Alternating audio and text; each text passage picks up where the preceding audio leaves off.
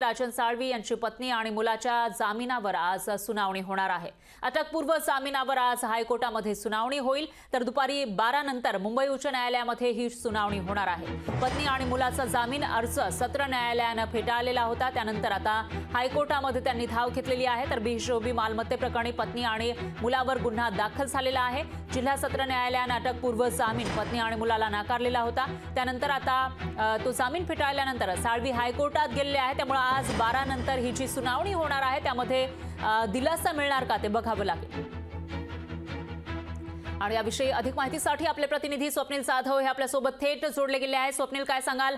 साळवींच्या अडचणी वाढताना दिसत होत्या, त्यांच्याबरोबरच त्यांची पत्नी आणि मुलावर सुद्धा गुन्हा दाखल झालेला होता आणि त्यांच्या जामीन अर्जावर आज हायकोर्टात सुनावणी होणार असल्याचं कळतंय का? अपडेट्स आहेत, किती वाजेपर्यंत ही सुनावणी होईल?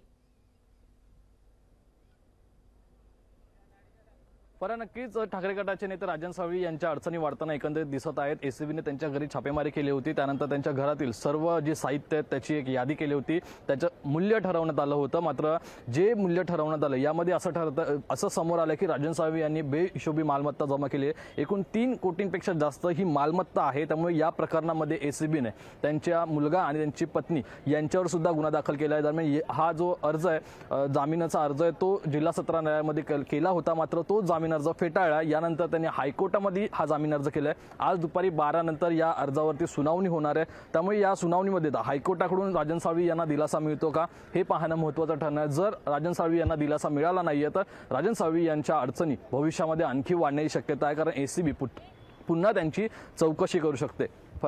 निश्चितच स्वप्नील, धन्यवाद तुम्ही दिलेल्या या सविस्तर माहितीसाठी। याविषयीचे अपडेट आपण तुमच्याकडून घेत राहूयात। लोकशाही मराठी ऐका, पहा, जागरूक रहा।